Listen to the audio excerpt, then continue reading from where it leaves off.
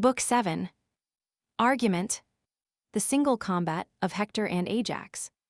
The battle renewing with double ardor upon the return of Hector, Minerva is under apprehensions for the Greeks.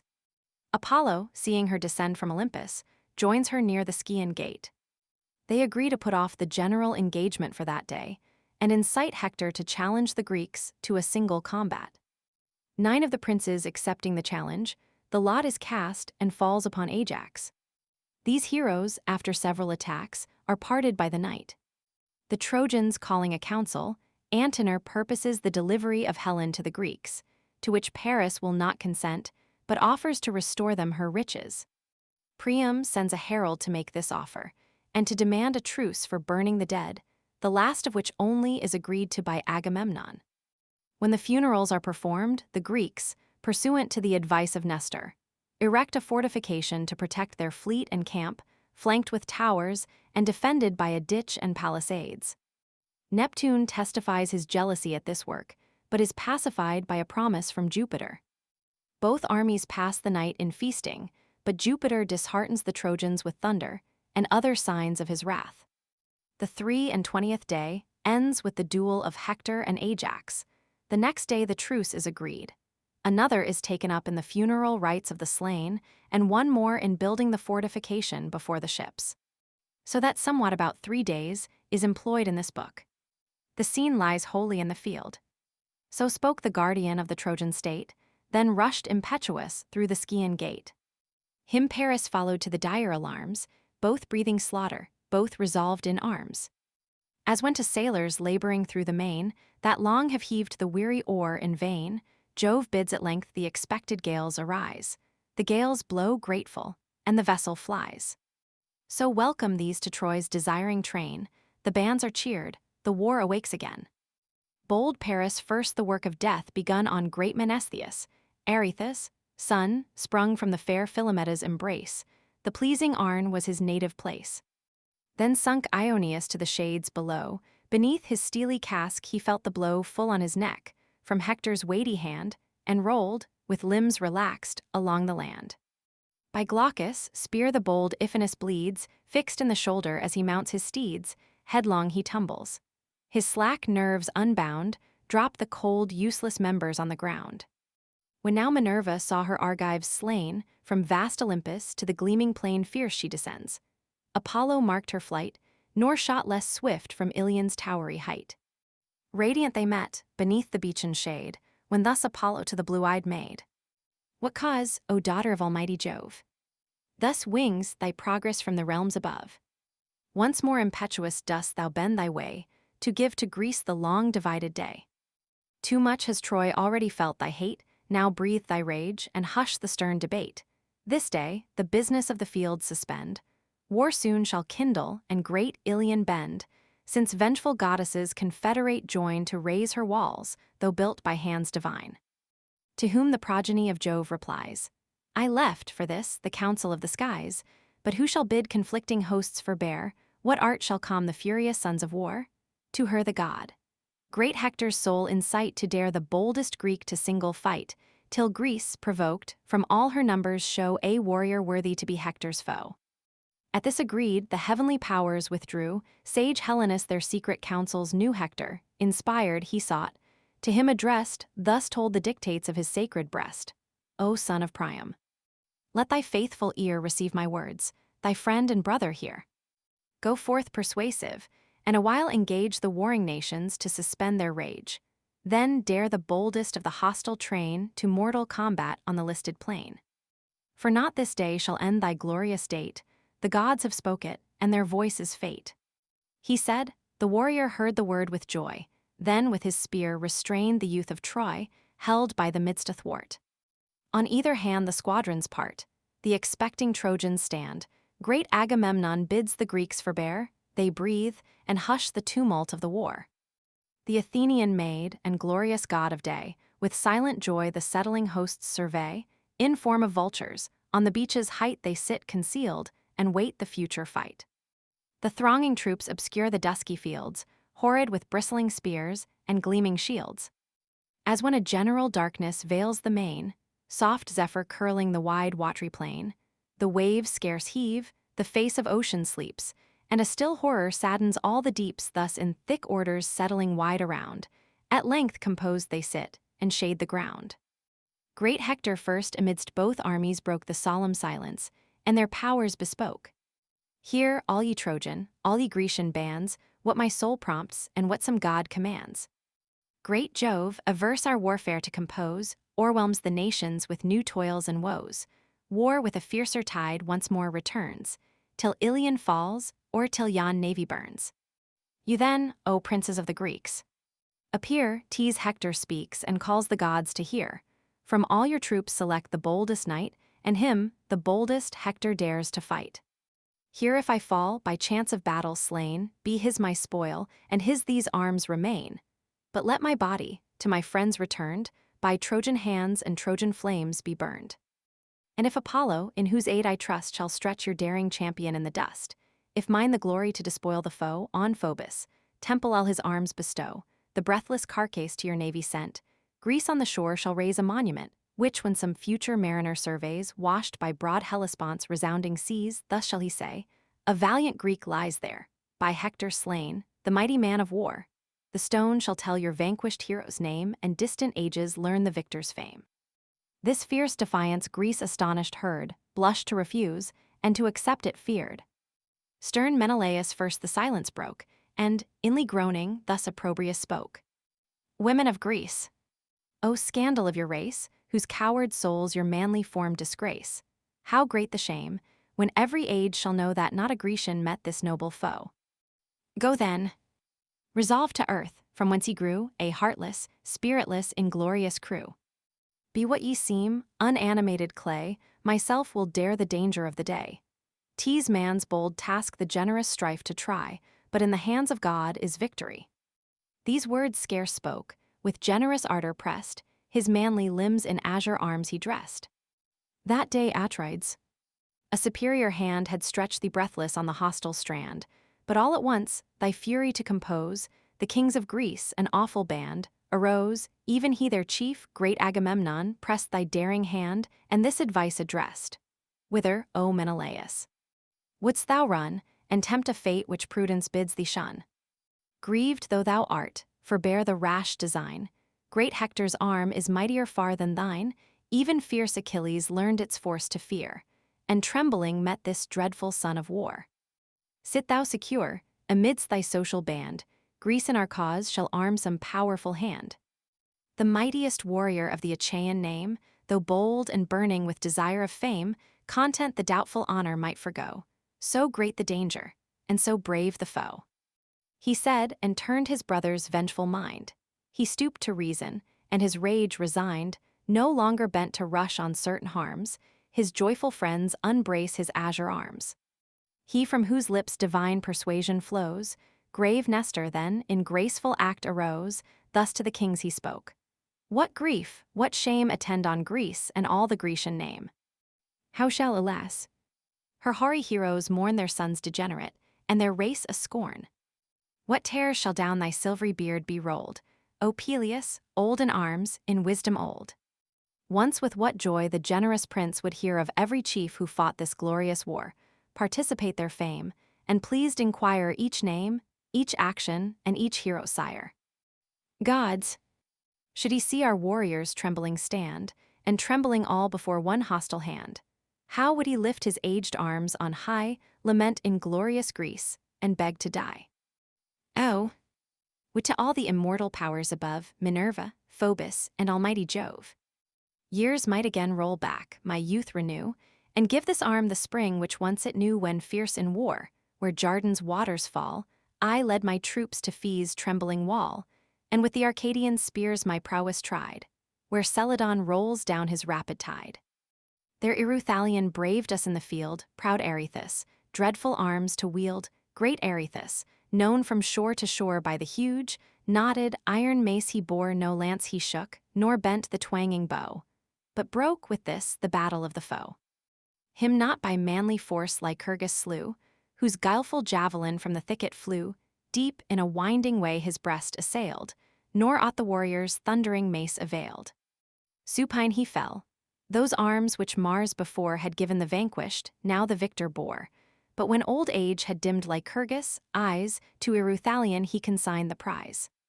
Furious with this, he crushed our levelled bands, and dared the trial of the strongest hands, nor could the strongest hands his fury stay. All saw and feared his huge tempestuous sway, till I, the youngest of the host, appeared, and youngest met whom all our army feared. I fought the chief, my arms Minerva crowned, prone fell the giant o'er a length of ground. What then I was, O were your Nestor now. Not Hector's self should want an equal foe.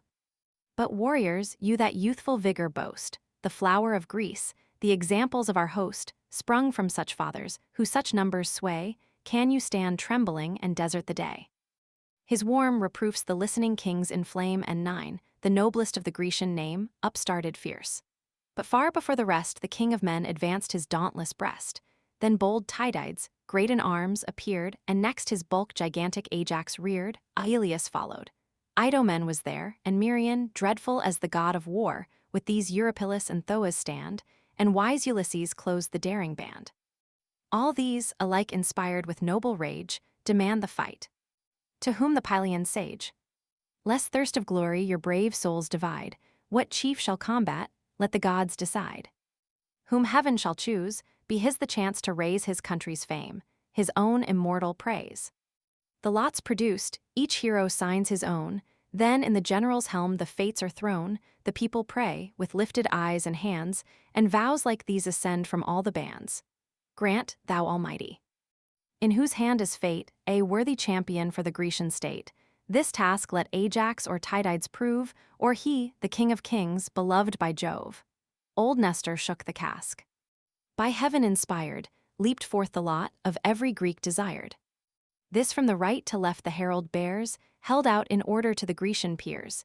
Each to his rival yields the mark unknown, till godlike Ajax finds the lot his own, surveys the inscription with rejoicing eyes, then casts before him, and with transport cries. Warriors! I claim the lot, and arm with joy, be mine the conquest of this chief of Troy. Now while my brightest arms my limbs invest, to Saturn's son be all your vows addressed. But pray in secret, lest the foes should hear, and deem your prayers the mean effect of fear. Said I in secret? No, your vows declare in such a voice as fills the earth and air, lives there a chief whom Ajax ought to dread. Ajax, in all the toils of battle bred. From warlike Salamis I drew my birth, and born to combats, fear no force on earth. He said, the troops with elevated eyes implore the god whose thunder rends the skies. O Father of mankind, superior Lord. On lofty Ida's holy hill adored, who in the highest heaven hast fixed thy throne, supreme of gods. Unbounded and alone grant thou, that Telamon may bear away the praise and conquest of this doubtful day, or, if illustrious Hector be thy care, that both may claim it, and that both may share. Now Ajax braced his dazzling armor on, sheathed in bright steel the giant warrior shown he moves to combat with majestic pace. So stalks in arms the grisly god of Thrace. When Jove to punish faithless men prepares, and gives whole nations to the waste of wars, thus marched the chief, tremendous as a god, grimly he smiled.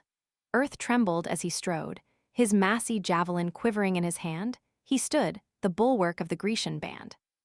Through every Argive heart new transport ran, all Troy stood trembling at the mighty man, even Hector paused, and with new doubt oppressed felt his great heart suspended in his breast. 'Twas vain to seek retreat and vain to fear, himself had challenged, and the foe drew near. Stern Telamon behind his ample shield, as from a brazen tower, o'erlooked the field. Huge was its orb, with 7 thick folds o'ercast of tough bull hides. Of solid brass the last, the work of Titius, who in Hyle dwelled and in all arts of armory excelled. This Ajax bore before his manly breast, and, threatening, thus his adverse chief addressed. Hector, approach my arm, and singly know what strength thou hast, and what the Grecian foe. Achilles shuns the fight, yet some there are not void of soul and not unskilled in war. Let him, unactive on the sea-beat shore, indulge his wrath and aid our arms no more. Whole troops of heroes Greece has yet to boast, and sends thee one, a sample of her host. Such as I am, I come to prove thy might, no more be sudden and begin the fight. O son of Telamon, thy country's pride. To Ajax thus the Trojan prince replied, Me, as a boy or woman wouldst thou fright, new to the field and trembling at the fight. Thou meet'st a chief deserving of thy arms, to combat born and bred amidst alarms. I know to shift my ground, remount the car, turn, charge, and answer every call of war. To right, to left, the dexterous lance I wield, and bear thick battle on my sounding shield slash, but open be our fight, and bold each blow, I steal no conquest from a noble foe. He said, and rising, high above the field whirled the long lance against the sevenfold shield. Full on the brass, descending from above through 6 bull hides, the furious weapon drove, till in the 7th it fixed. Then Ajax through Hector's shield the forceful javelin flew, his corslet enters, and his garment rends, and glancing downwards, near his flank descends. The wary Trojan shrinks, and bending low beneath his buckler, disappoints the blow. From their board shields the chiefs their javelins drew, then close impetuous, and the charge renew fierce as the mountain lions bathed in blood, or foaming boars, the terror of the wood. At Ajax, Hector his long lance extends, the blunted point against the buckler bends, but Ajax, watchful as his foe drew near, drove through the Trojan targe the knotty spear. It reached his neck, with matchless strength impelled. Spouts the black gore, and dims his shining shield. Yet ceased not Hector thus, but stooping down in his strong hand upheaved a flinty stone, black, craggy, vast. To this his force he bends, full on the brazen boss the stone descends, the hollow brass resounded with the shock. Then Ajax seized the fragment of a rock, applied each nerve, and swinging round on high with force tempestuous, let the ruin fly. The huge stone thundering through his buckler broke. His slackened knees received the numbing stroke. Great Hector falls extended on the field, his bulk supporting on the shattered shield, nor wanted heavenly aid. Apollo's might confirmed his sinews, and restored to fight. And now both heroes their broad falchions drew, in flaming circles round their heads they flew. But then by heralds, voice the word was given. The sacred ministers of earth and heaven, divine Talthybius, whom the Greeks employ, and sage Idaeus on the part of Troy, between the swords their peaceful scepters reared, and first Idaeus' awful voice was heard. Hector and Ajax, separated by the heralds. Forbear, my sons, your further force to prove, both dear to men and both beloved of Jove. To either host your matchless worth is known, each sounds your praise, and war is all your own. But now the night extends her awful shade, the goddess parts you, be the night obeyed. To whom great Ajax his high soul expressed, O sage. To Hector be these words addressed. Let him, who first provoked our chiefs to fight, let him demand the sanction of the night. If first he asked it, I content obey, and cease the strife when Hector shows the way.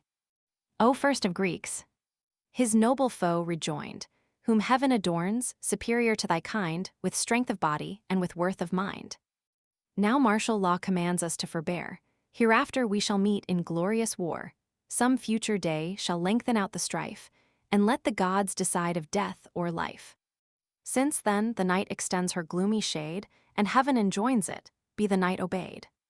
Return, brave Ajax, to thy Grecian friends, and joy the nations whom thy arm defends, as I shall glad each chief and Trojan wife, who wearies heaven with vows for Hector's life. But let us on this memorable day exchange some gift, that Greece and Troy may say, not hate, but glory made these chiefs contend, and each brave foe was in his soul a friend. With that a sword with stars of silver graced, the baldric studded, and the sheath enchased, he gave the Greek.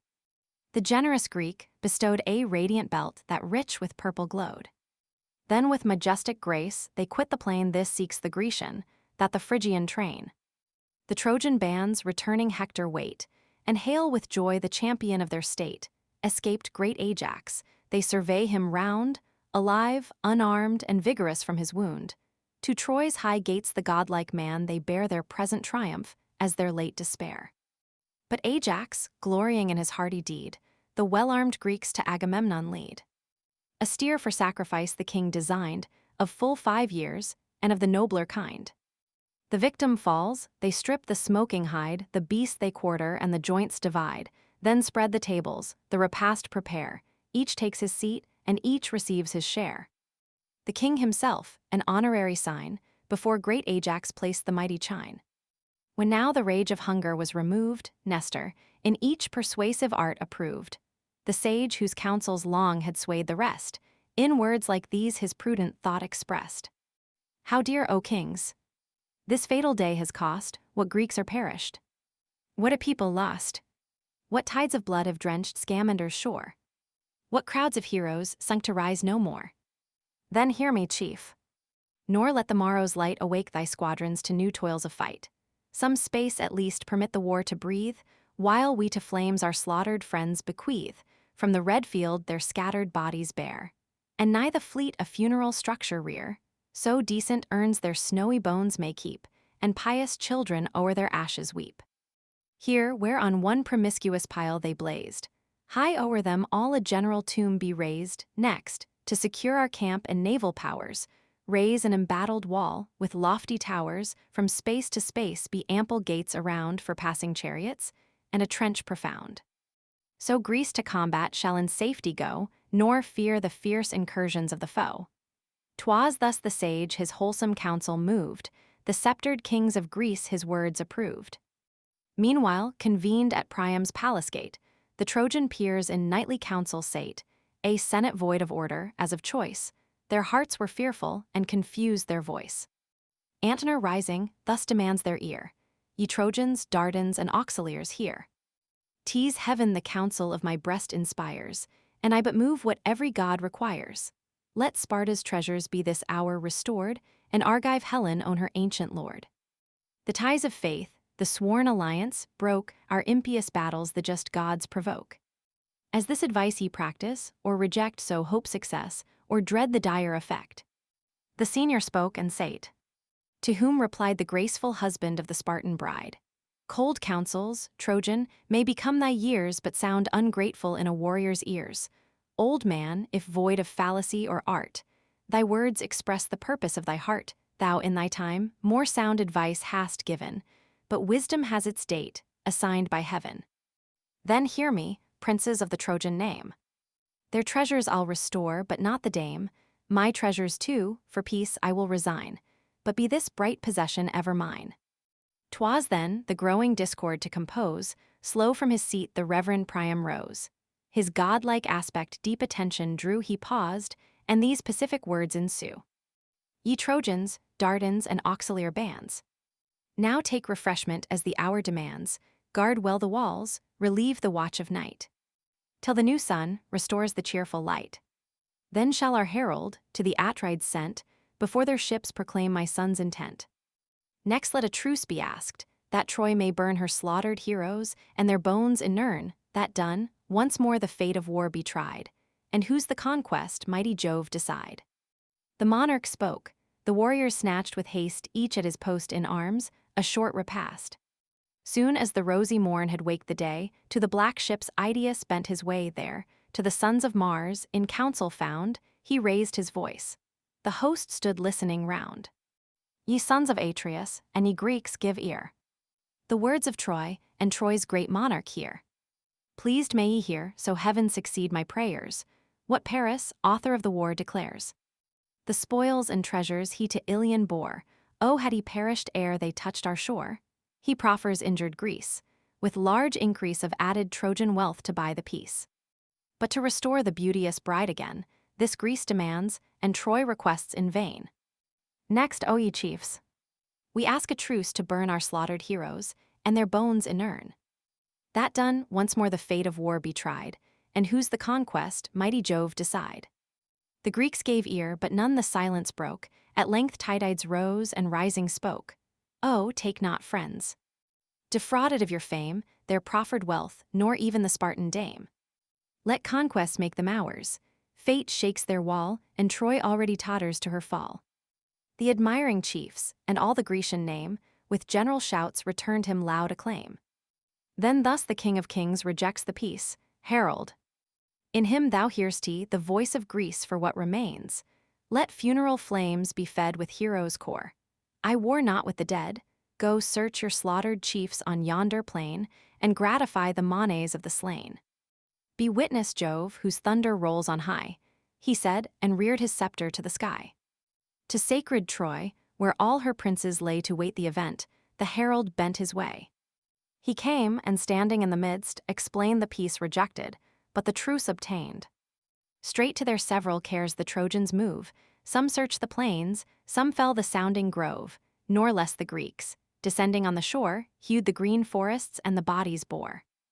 And now from forth the chambers of the main, to shed his sacred light on earth again, arose the golden chariot of the day, and tipped the mountains with a purple ray. In mingled throngs the Greek and Trojan train through heaps of carnage, search the mournful plain. Scarce could the friend his slaughtered friend explore, with dust dishonored, and deformed with gore. The wounds they washed, their pious tears they shed, and laid along their cars deplored the dead. Sage Priam checked their grief. With silent haste the bodies decent on the piles were placed, with melting hearts the cold remains they burned, and, sadly slow, to sacred Troy returned. Nor less the Greeks their pious sorrows shed, and decent on the pile dispose the dead. The cold remains consume with equal care, and slowly, sadly, to their fleet repair. Now, ere the morn had streaked with reddening light the doubtful confines of the day and night, about the dying flames the Greeks appeared, and round the pile a general tomb they reared. Then, to secure the camp and naval powers, they raised embattled walls with lofty towers. From space to space were ample gates around for passing chariots, and a trench profound of large extent. And deep in earth below, strong piles infixed stood adverse to the foe. So told the Greeks. Meanwhile the gods above, in shining circle round their father Jove, amazed beheld the wondrous works of man. Then he, whose trident shakes the earth, began. What mortals henceforth shall our power adore, our fanes frequent, our oracles implore, if the proud Grecians thus successful boast their rising bulwarks on the sea-beat coast? See the long walls extending to the main, no god consulted, and no victim slain. Their fame shall fill the world's remotest ends, wide as the morn her golden beam extends, while old Laomedon's divine abodes, those radiant structures raised by laboring gods, shall, raised and lost, in long oblivion sleep. Thus spoke the hoary monarch of the deep. The almighty thunderer with a frown replies, that clouds the world and blackens half the skies. Strong god of ocean, thou, whose rage can make the solid earth's eternal basis shake, what cause of fear from mortal works could move the meanest subject of our realms above? Where'er the sun's refulgent rays are cast, thy power is honored, and thy fame shall last. But yon proud work no future age shall view, no trace remain where once the glory grew. The sapped foundations by thy force shall fall, and, whelmed beneath the waves, drop the huge wall. Vast drifts of sand shall change the former shore, the ruin vanished, and the name no more. Thus they in heaven, while, o'er the Grecian train, the rolling sun descending to the main beheld the finished work. Their bulls they slew, back from the tents the savory vapor flew. And now the fleet, arrived from Lemnos strands, with Bacchus blessings cheered the generous bands. Of fragrant wines the rich Euneus sent 1,000 measures to the royal tent. Euneus, whom Hypsipyle of yore to Jason, shepherd of his people, bore, the rest they purchased at their proper cost.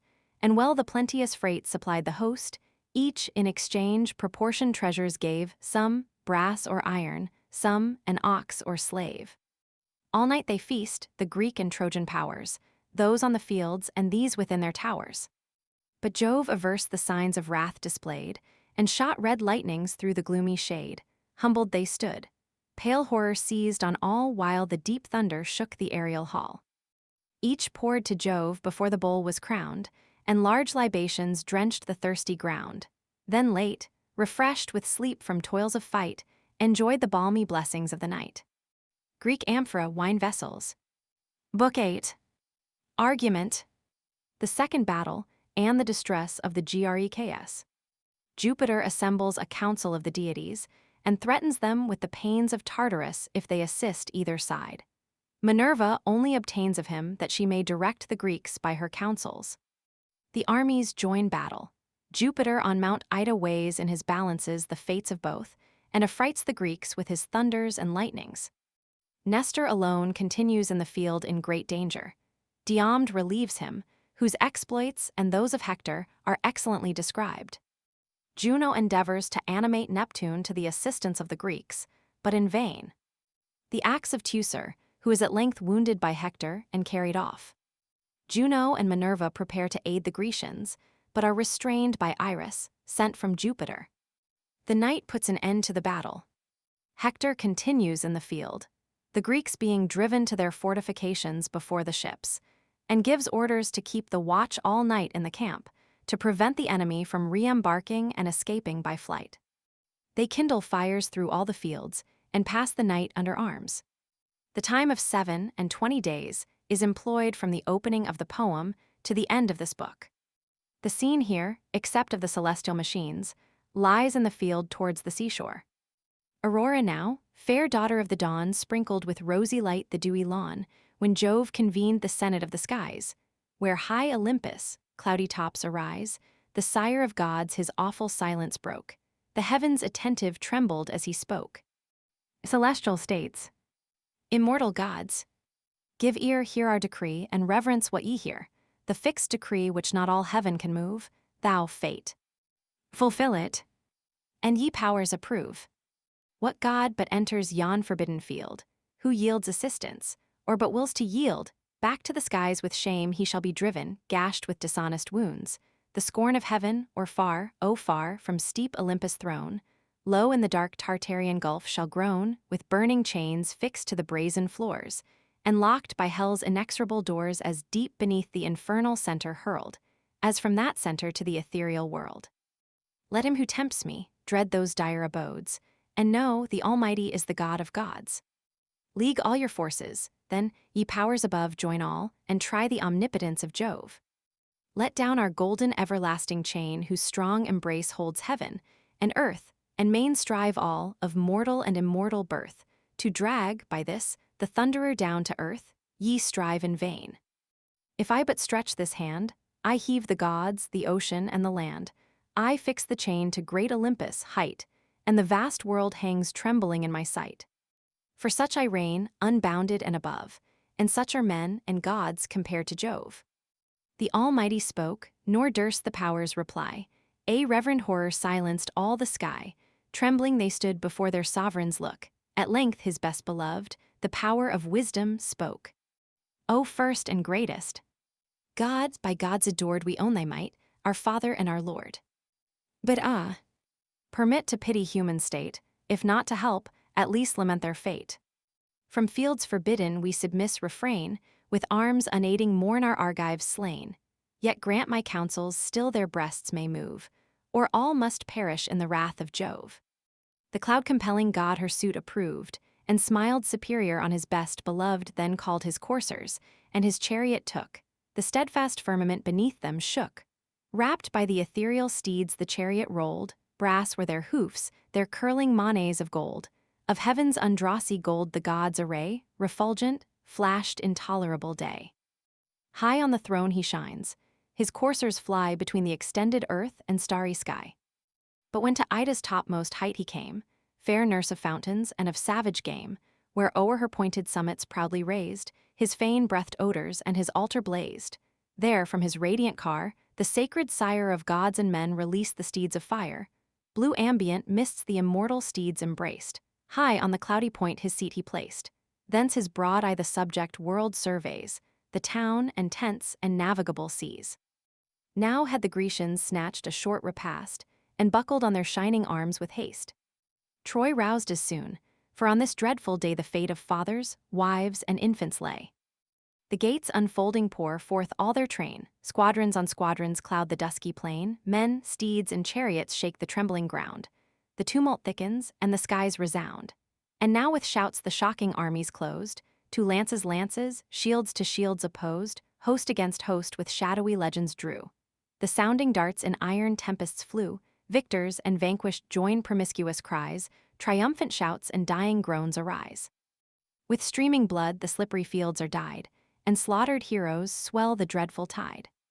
Long as the morning beams, increasing bright, o'er heaven's clear azure spread the sacred light, commutual death the fate of war confounds, each adverse battle gored with equal wounds.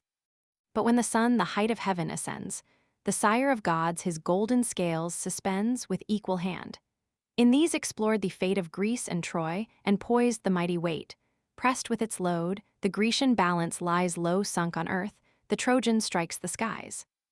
Then Jove from Ida's top his horrors spreads. The clouds burst dreadful o'er the Grecian heads, thick lightnings flash. The muttering thunder rolls, their strength he withers, and unmans their souls. Before his wrath the trembling hosts retire, the gods in terrors, and the skies on fire. Nor great Idomeneus that sight could bear, nor each stern Ajax, thunderbolts of war. Nor he, the king of war, the alarm sustained Nestor alone, amidst the storm remained. Unwilling he remained, for Paris. Dart had pierced his courser in a mortal part, fixed in the forehead, where the springing mane curled o'er the brow, it stung him to the brain, mad with his anguish, he begins to rear, paw with his hoofs aloft, and lash the air. Scarce had his falchion cut the reins, and freed the encumbered chariot from the dying steed, when dreadful Hector, thundering through the war, poured to the tumult on his whirling car. That day had stretched beneath his matchless hand the hoary monarch of the Pylian band, but Diomed beheld. From forth the crowd he rushed, and on Ulysses called aloud. Whither, oh, whither does Ulysses run? O flight unworthy great Laertes' son! Mixed with the vulgar shall thy fate be found, pierced in the back, a vile, dishonest wound. O turn and save from Hector's direful rage the glory of the Greeks, the Pylian sage. His fruitless words are lost unheard in air, Ulysses seeks the ships, and shelters there. But bold Tydides to the rescue goes, a single warrior midst a host of foes. Before the coursers with a sudden spring he leaped, and anxious thus bespoke the king. Great perils, father. Wait the unequal fight, these younger champions will oppress thy might. Thy veins no more with ancient vigor glow, weak is thy servant, and thy coursers slow.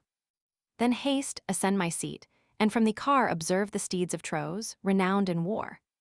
Practiced alike to turn, to stop, to chase, to dare the fight, or urge the rapid race. These late obeyed Aeneas' guiding rein. Leave thou thy chariot to our faithful train. With these against yon Trojans will we go, nor shall great Hector want an equal foe. Fierce as he is, even he may learn to fear the thirsty fury of my flying spear. Thus said the chief, and Nestor, skilled in war, approves his counsel and ascends the car. The steeds he left, their trusty servants hold, Eurymedon and Esthenelus the bold. The reverend charioteer directs the course, and strains his aged arm to lash the horse. Hector they face, unknowing how to fear, fierce he drove on, Tydides whirled his spear. The spear with erring haste mistook its way, but plunged in Aeniopius' bosom lay. His opening hand in death forsakes the rein, the steeds fly back, he falls and spurns the plain. Great Hector sorrows for his servant killed, yet unrevenged permits to press the field, till, to supply his place and rule the car, rose Archeptolemus, the fierce in war. And now had death and horror covered all, like timorous flocks the Trojans in their wall enclosed had bled. But Jove with awful sound rolled the big thunder o'er the vast profound. Full in Tydides, face the lightning flew, the ground before him flamed with sulphur blue, the quivering steeds fell prostrate at the sight. And Nestor's trembling hand confessed his fright, he dropped the reins, and, shook with sacred dread, thus, turning, warned the intrepid Diomed. O chief! Too daring in thy friend's defense retire advised, and urge the chariot hence. This day, averse, the sovereign of the skies assists great Hector, and our palm denies. Some other son may see the happier hour, when Greece shall conquer by his heavenly power.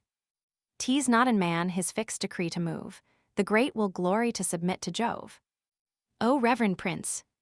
Tydides thus replies, thy years are awful, and thy words are wise. But ah, what grief! Should haughty Hector boast I fled inglorious to the guarded coast. Before that dire disgrace shall blast my fame, o'erwhelm me, earth, and hide a warrior's shame, to whom Gerenian Nestor thus replied, Gods! Can thy courage fear the Phrygians' pride? Hector may vaunt, but who shall heed the boast? Not those who felt thy arm, the Dardan host, nor Troy, yet bleeding in her heroes lost, not even a Phrygian dame, who dreads the sword that laid in dust her loved, lamented lord. He said, and hasty, o'er the gasping throng drives the swift steeds. The chariot smokes along, the shouts of Trojans thicken in the wind, the storm of hissing javelins pours behind. Then with a voice that shakes the solid skies, pleased, Hector braves the warrior as he flies. Go, mighty hero! Graced above the rest in seats of council, and the sumptuous feast now, hope no more those honors from thy train. Go less than woman, in the form of man.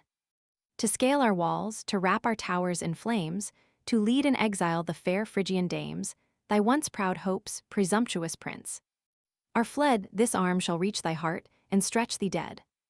Now fears dissuade him, and now hopes invite. To stop his coursers, and to stand the fight, thrice turned the chief, and thrice imperial Jove on Ida's summits thundered from above. Great Hector heard, he saw the flashing light, the sign of conquest, and thus urged the fight. Hear, every Trojan, Lycian, Dardan band, all famed in war, and dreadful hand to hand. Be mindful of the wreaths your arms have won, your great forefathers' glories, and your own. Heard ye the voice of Jove? Success and fame await on Troy, on Greece eternal shame. In vain they skulk behind their boasted wall, weak bulwarks, destined by this arm to fall. High o'er their slighted trench our steeds shall bound, and pass victorious o'er the levelled mound. Soon as before yon hollow ships we stand, fight each with flames, and toss the blazing brand, till, their proud navy wrapped in smoke and fires, all Greece, encompassed in one blaze expires. Furious he said, then bending o'er the yoke, encouraged his proud steeds, while thus he spoke. Now Xanthus, Ethon, Lampus urge the chase, and thou, Podargus, prove thy generous race, be fleet, be fearless, this important day, and all your masters' well-spent care repay.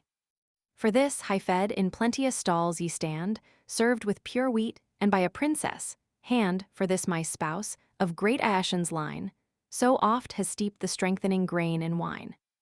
Now swift pursue, now thunder uncontrolled, give me to seize rich Nestor's shield of gold from Tydeus. Shoulders strip the costly load, Vulcanian arms, the labor of a god, these if we gain, then victory, ye powers. This night, this glorious night, the fleet is ours. That heard, deep anguish stung Saturnia's soul, she shook her throne, that shook the starry pole, and thus to Neptune. Thou, whose force can make the steadfast earth from her foundations shake, seest thou the Greeks by fates unjust oppressed, nor swells thy heart in that immortal breast. Yet Aegae, Hellas, thy power obey, and gifts unceasing on thine altars lay. Would all the deities of Greece combine, in vain the gloomy thunderer might repine, sole should he sit, with scarce a god to friend, and see his Trojans to the shades descend, such be the scene from his Idaean bower, ungrateful prospect to the sullen power. Neptune with wrath rejects the rash design.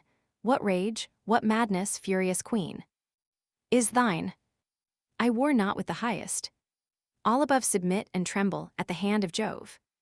Now godlike Hector, to whose matchless might Jove gave the glory of the destined fight, squadrons on squadrons drives, and fills the fields with close-ranged chariots and with thickened shields. Where the deep trench in length extended lay, compacted troops stand wedged in firm array, a dreadful front. They shake the brands, and threat with long-destroying flames the hostile fleet. The king of men, by Juno's self-inspired, toiled through the tents, and all his army fired. Swift as he moved, he lifted in his hand his purple robe, bright ensign of command.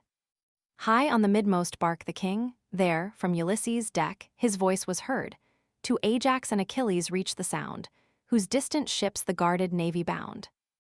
O Argives, shame of human race! He cried, the hollow vessels to his voice replied. Where now are all your glorious boasts of yore, your hasty triumphs on the Lemnian shore?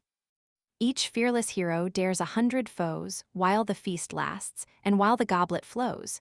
But who to meet one martial man is found, when the fight rages and the flames surround? O mighty Jove! O sire of the distressed! Was ever king like me, like me? With power immense, with justice armed in vain, my glory ravished and my people slain. To thee my vows were breathed from every shore, what altar smoked not with our victims? Gore. With fat of bulls I fed the constant flame, and asked destruction to the Trojan name. Now, gracious God, far humbler our demand, give these at least to 'scape from Hector's hand, and save the relics of the Grecian land. Thus prayed the king, and heaven's great father heard his vows, in bitterness of soul preferred. The wrath appeased, by happy signs declares, and gives the people to their monarch's prayers. His eagle, sacred bird of heaven, he sent, a fawn his talons trust, divine portent. High o'er the wondering hosts he soared above, who paid their vows to Panamphian Jove. Then let the prey before his altar fall, the Greeks beheld, and transport seized on all. Encouraged by the sign, the troops revive, and fierce on Troy with doubled fury drive. Tydides first, of all the Grecian force, o'er the broad ditch impelled his foaming horse, pierced the deep ranks, their strongest battle tore, and dyed his javelin red with Trojan gore. Young Agelaus, Phradmon was his sire, with flying coursers shunned his dreadful ire. Struck through the back, the Phrygian fell oppressed, the dart drove on and issued at his breast. Headlong he quits the car. His arms resound, his ponderous buckler thunders on the ground. Forth rush a tide of Greeks, the passage freed, the Atridae first, the Ajaces next succeed. Merians, like Mars in arms renowned, and godlike Idomen, now pass the mound. Evaemon's son next issues to the foe, and last young Teucer with his bended bow. Secure behind the Telamonian shield, the skillful archer wide surveyed the field, with every shaft some hostile victim slew, then close beneath the sevenfold orb withdrew. The conscious infant so, when fear alarms retires for safety to the mother's arms. Thus Ajax guards his brother in the field, moves as he moves, and turns the shining shield. Who first by Teucer's mortal arrows bled. Orsilochus, then fell Ormenus dead. The godlike Lycophon next pressed the plain, with Chromius, Dieter, Ophelus slain. Bold Hamapound breathless sunk to ground. The bloody pile great Melanippus crowned. Heaps fell on heaps, sad trophies of his art, a Trojan ghost attending every dart. Great Agamemnon views, with joyful eye, the ranks grow thinner as his arrows fly. O youth forever dear! The monarch cried, thus, always thus, thy early worth be tried. Thy brave example shall retrieve our host, thy country's savior and thy father's boast. Sprung from an alien's bed, thy sire to grace, the vigorous offspring of a stolen embrace. Proud of his boy, he owned the generous flame, and the brave son repays his cares with fame. Now hear a monarch's vow. If heaven's high powers give me to raise Troy's long-defended towers, whatever treasures Greece for me design, the next rich honorary gift be thine, some golden tripod or distinguished car, with coursers dreadful in the ranks of war, or some fair captive, whom thy eyes approve, shall recompense the warrior's toils with love. To this the chief, with praise the rest inspire, nor urge a soul already filled with fire. What strength I have, be now in battle tried, till every shaft in Phrygian blood be dyed. Since rallying from our wall we force the foe, still aimed at Hector have I bent my bow. 8 forky arrows from this hand have fled, and 8 bold heroes by their points lie dead. But sure some god denies me to destroy this fury of the field, this dog of Troy. He said, and twanged the string. The weapon flies at Hector's breast, and sings along the skies. He missed the mark, but pierced Gorgithio's heart, and drenched in royal blood the thirsty dart. Fair Castianira, nymph of form divine, this offspring added to King Priam's line. As full-blown poppies, overcharged with rain, decline the head, and drooping kiss the plain, so sinks the youth. His beauteous head, depressed beneath his helmet, drops upon his breast. Another shaft the raging archer drew, that other shaft with erring fury flew. From Hector, Phoebus turned the flying wound. Yet fell not dry or guiltless to the ground, thy breast, brave Archeptolemus. It tore, and dipped its feathers in no vulgar gore. Headlong he falls. His sudden fall alarms the steeds, that startle at his sounding arms. Hector with grief his charioteer beheld all pale and breathless on the sanguine field, then bids Cebrians direct the rein, quits his bright car, and issues on the plain. Dreadful he shouts. From earth a stone he took, and rushed on Teucer with the lifted rock. The youth already strained the forceful yew, the shaft already to his shoulder drew, the feather in his hand, just winged for flight touched where the neck and hollow chest unite. There, where the juncture knits the channel bone, the furious chief discharged the craggy stone. The bowstring burst beneath the ponderous blow, and his numbed hand dismissed his useless bow. He fell, but Ajax his broad shield displayed, and screened his brother with the mighty shade, till great Alastor and Mecistheus bore the battered archer groaning to the shore. Troy yet found grace before the Olympian sire. He armed their hands, and filled their breasts with fire. The Greeks repulsed, retreat behind their wall, or in the trench on heaps confusedly fall. First of the foe, great Hector marched along, with terror clothed, and more than mortal strong. As the bold hound, that gives the lion chase, with beating bosom and with eager pace, hangs on his haunch or fastens on his heels, guards as he turns and circles as he wheels. Thus oft the Grecians turned, but still they flew, thus following, Hector still the hindmost slew. When flying they had passed the trench profound, and many a chief lay gasping on the ground. Before the ships a desperate stand they made, and fired the troops, and called the gods to aid. Fierce on his rattling chariot Hector came, his eyes like Gorgon shot a sanguine flame that withered all their host. Like Mars he stood, dire as the monster, dreadful as the god. Their strong distress the wife of Jove surveyed, then pensive thus, to war's triumphant maid. O daughter of that god, whose arm can wield the avenging bolt, and shake the sable shield. Now, in this moment of her last despair, shall wretched Greece no more confess our care, condemned to suffer the full force of fate, and drain the dregs of heaven's relentless hate. Gods, shall one raging hand thus level all? What numbers fell? What numbers yet shall fall? What power divine shall Hector's wrath assuage? Still swells the slaughter, and still grows the rage.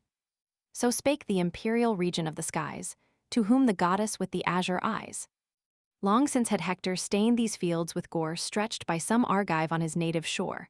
But he above, the sire of heaven, withstands, mocks our attempts, and slights our just demands. The stubborn god, inflexible and hard, forgets my service and deserved reward. Saved I, for this, his favorite son distressed, by stern Eurystheus with long labors pressed. He begged, with tears he begged, in deep dismay I shot from heaven, and gave his arm the day. Oh, had my wisdom known this dire event, when to grim Pluto's gloomy gates he went, the triple dog had never felt his chain, nor Styx been crossed, nor hell explored in vain.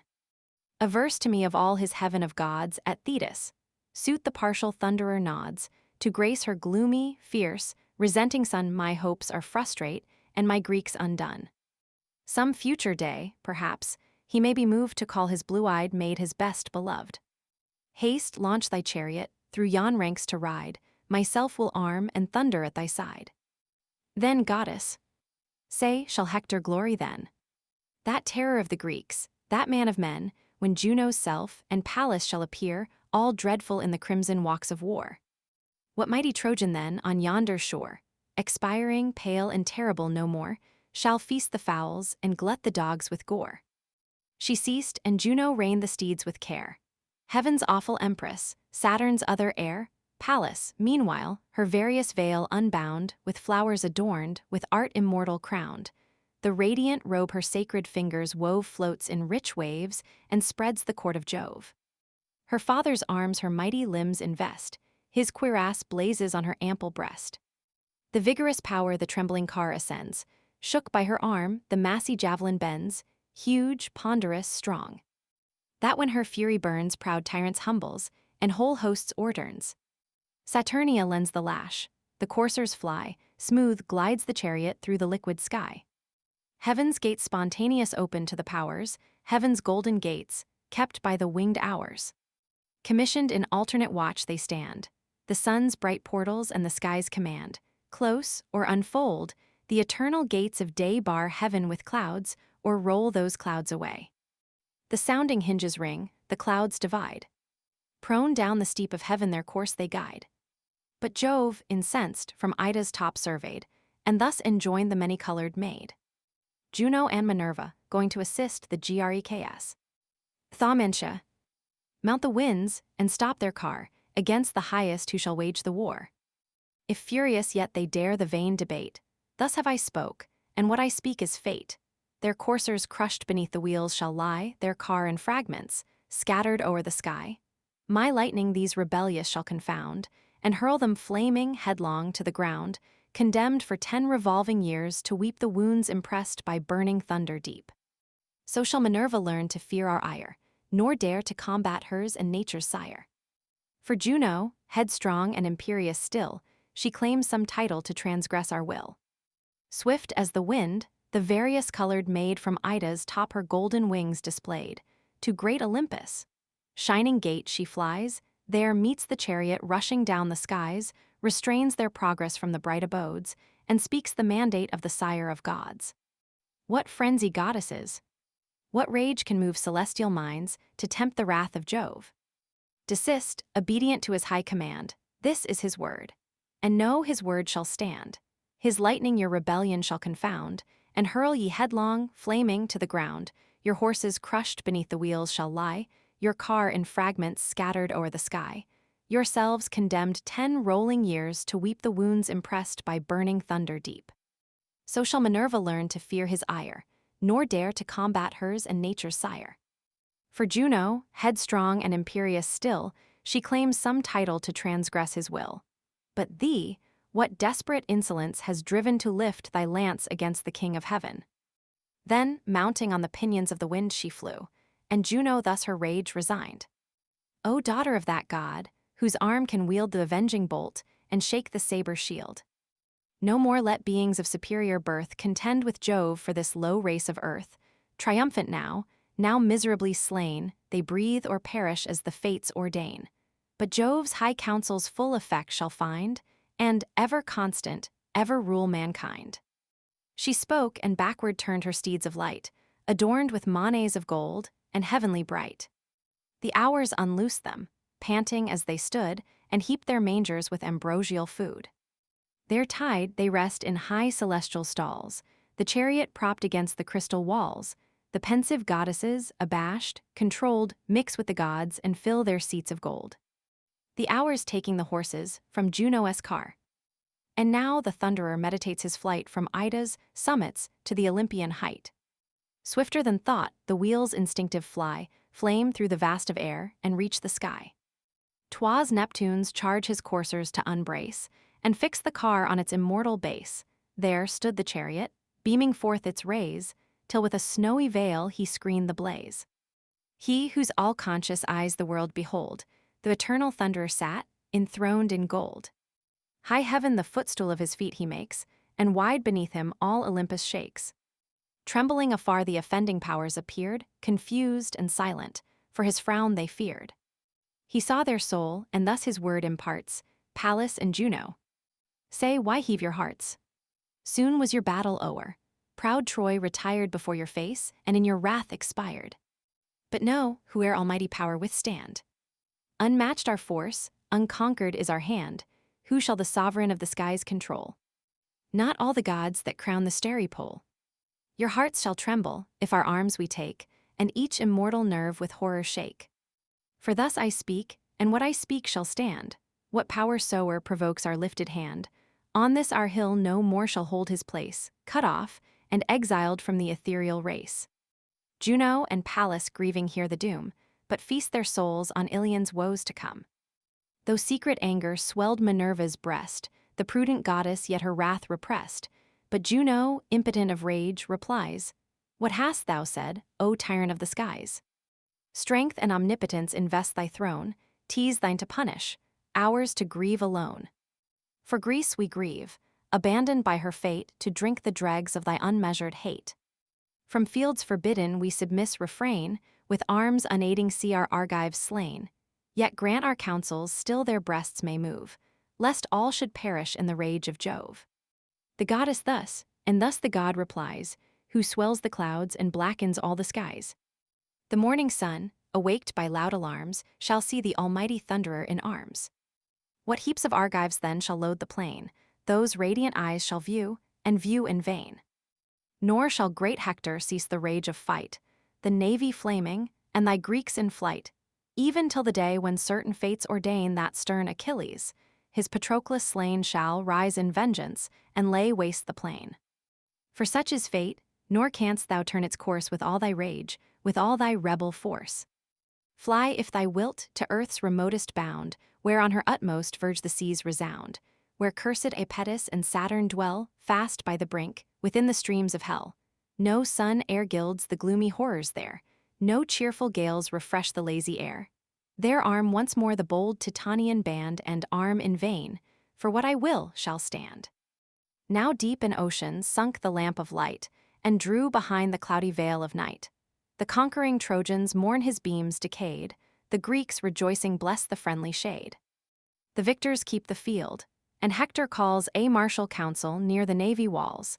These to Scamander's bank apart he led, where thinly scattered lay the heaps of dead. The assembled chiefs, descending on the ground, attend his order, and their prince surround. A massy spear he bore of mighty strength, of full 10 cubits was the lance's length. The point was brass, refulgent to behold, fixed to the wood with circling rings of gold. The noble Hector on his lance reclined, and, bending forward, thus revealed his mind. Ye valiant Trojans, with attention hear. Ye Dardan bands, and generous aids, give ear. This day, we hoped, would wrap in conquering flame Greece with her ships, and crown our toils with fame. But darkness now, to save the cowards, falls, and guards them trembling in their wooden walls. Obey the night, and use her peaceful hours our steeds to forage, and refresh our powers. Straight from the town be sheep and oxen sought, and strengthening bread and generous wine be brought. Wide o'er the field, high blazing to the sky, let numerous fires the absent sun supply. The flaming piles with plenteous fuel raise, till the bright morn her purple beam displays, lest, in the silence and the shades of night, Greece on her sable ships attempt her flight. Not unmolested let the wretches gain their lofty decks, or safely cleave the main. Some hostile wound let every dart bestow, some lasting token of the Phrygian foe, wounds that long hence may ask their spouses care, and warn their children from a Trojan War. Now through the circuit of our Ilian wall, let sacred heralds sound the solemn call, to bid the sires with hoary honors crowned, and beardless youths our battlements surround. Firm be the guard, while distant lie our powers, and let the matrons hang with lights the towers, lest, under covert of the midnight shade, the insidious foe the naked town invade. Suffice tonight these orders to obey, a nobler charge shall rouse the dawning day. The gods, I trust, shall give to Hector's hand from these detested foes to free the land, who plowed, with fates averse, the watery way, for Trojan vultures a predestined prey. Our common safety must be now the care, but soon as morning paints the fields of air, sheathed in bright arms let every troop engage, and the fired fleet behold the battle rage. Then shall Hector and Tydides prove whose fates are heaviest in the scales of Jove. Tomorrow's light, O haste the glorious morn, shall see his bloody spoils in triumph borne, with this keen javelin shall his breast be gored, and prostrate heroes bleed around their lord. Certain as this, O, might my days endure from age inglorious and black death secure, so might my life and glory know no bound, like Pallas worshipped, like the sun renowned. As the next dawn, the last they shall enjoy, shall crush the Greeks, and end the woes of Troy. The leader spoke. From all his host around shouts of applause, along the shores resound. Each from the yoke the smoking steeds untied, and fixed their headstalls to his chariot side. Fat sheep and oxen from the town are led, with generous wine, and all-sustaining bread, full hecatombs lay burning on the shore. The winds to heaven the curling vapors bore. Ungrateful offering to the immortal powers, whose wrath hung heavy o'er the Trojan towers. Nor Priam nor his sons obtained their grace, proud Troy they hated, and her guilty race. The troops exulting sat in order round, and beaming fires illumined all the ground.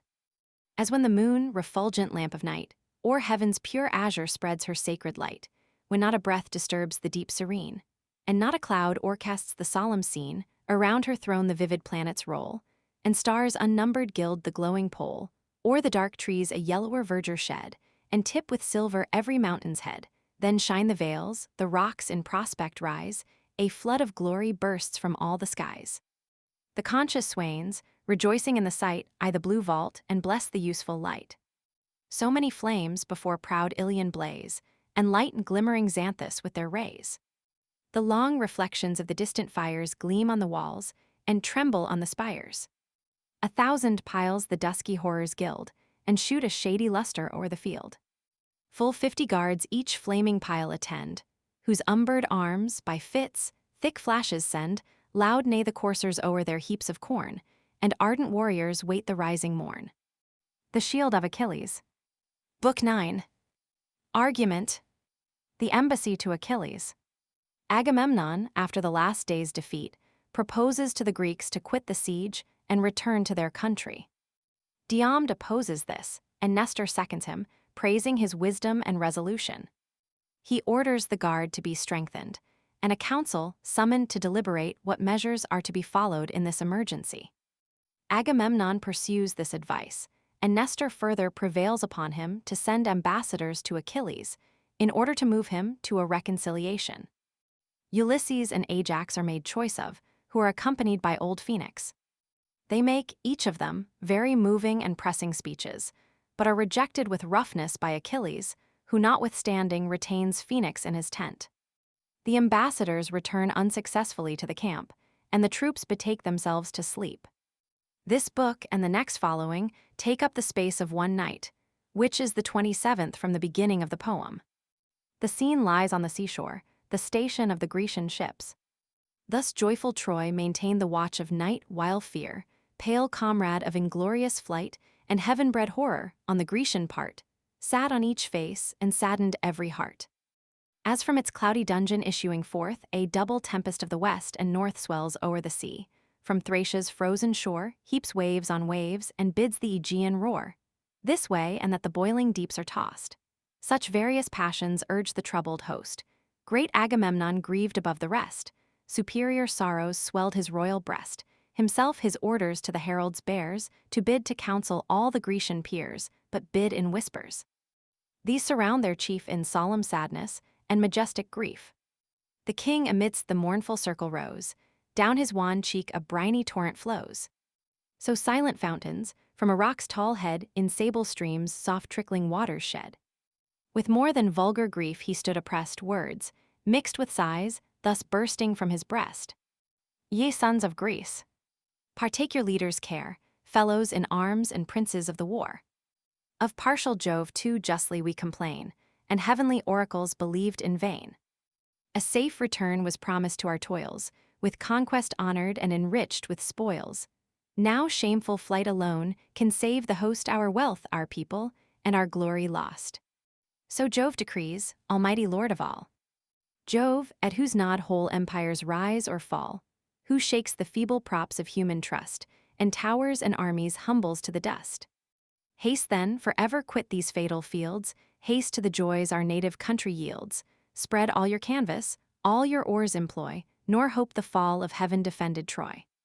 He said, deep silence held the Grecian band silent, unmoved in dire dismay they stand, a pensive scene. Till Tydeus, warlike son, rolled on the king his eyes, and thus begun. When kings advise us to renounce our fame, first let him speak who first has suffered shame. If I oppose thee, prince, thy wrath withhold, the laws of counsel bid my tongue be bold. Thou first, and thou alone, in fields of fight, durst brand my courage and defame my might, nor from a friend the unkind reproach appeared. The Greeks stood witness, all our army heard. The gods, O chief, from whom our honors spring, the gods have made thee but by halves a king. They gave thee scepters and a wide command, they gave dominion o'er the seas and land. The noblest power that might the world control they gave thee not, a brave and virtuous soul. Is this a general's voice, that would suggest fears like his own to every Grecian breast? Confiding in our want of worth, he stands, and if we fly, tease what our king commands. Go thou inglorious. From the embattled plain, ships thou hast store, and nearest to the main, a noble care the Grecians shall employ, to combat, conquer, and extirpate Troy.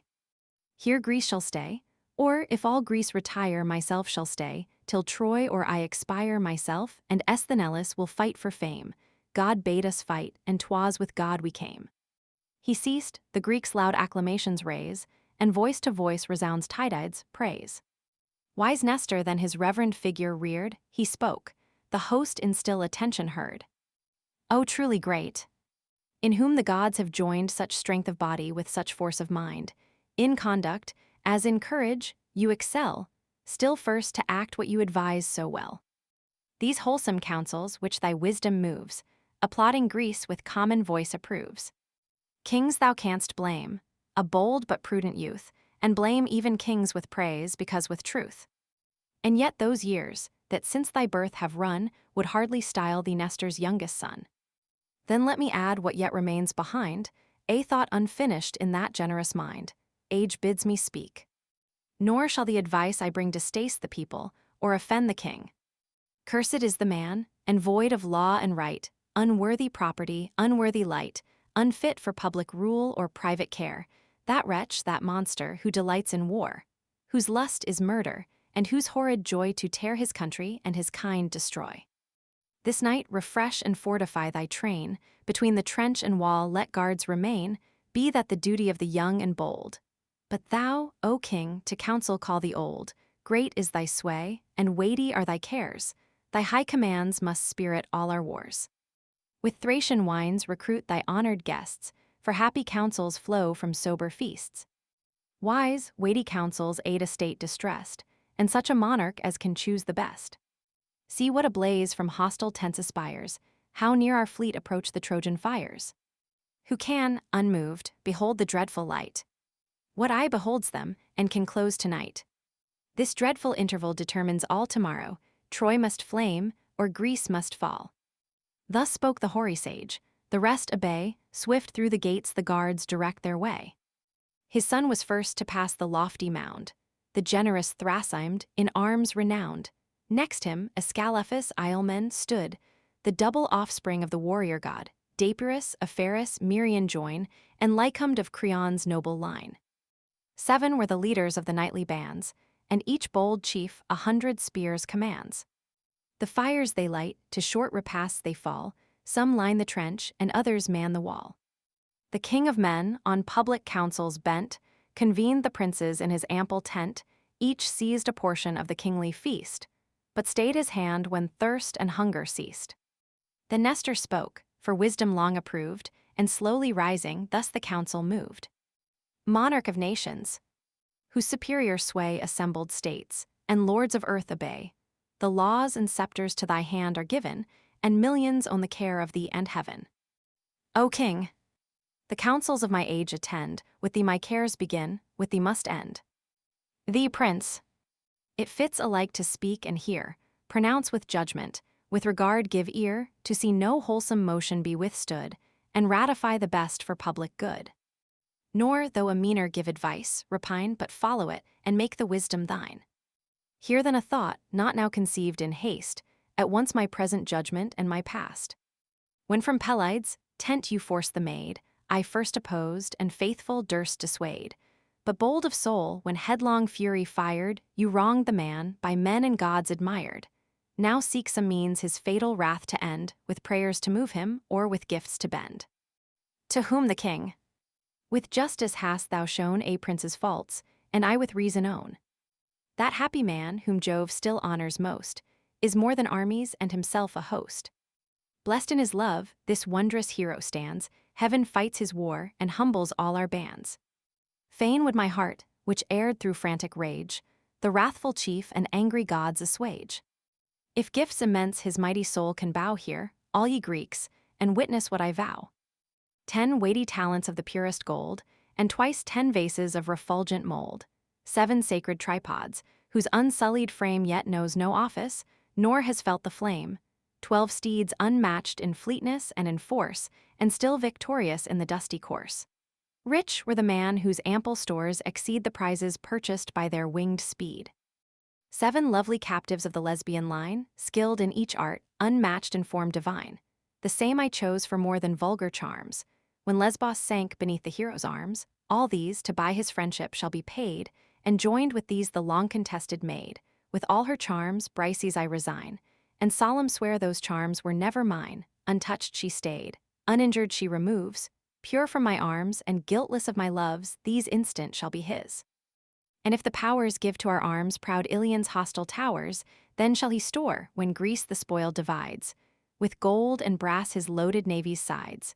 Besides, full 20 nymphs of Trojan race with copious love shall crown his warm embrace, such as himself will choose, who yield to none, or yield to Helen's heavenly charms alone.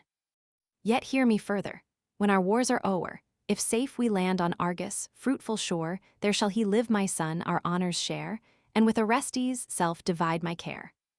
Yet more, 3 daughters in my court are bred, and each well worthy of a royal bed, Laodice and Iphigenia fair, and bright Chrysothemis with golden hair. Her let him choose whom most his eyes approve, I ask no presents, no reward for love. Myself will give the dower, so vast a store as never father gave a child before.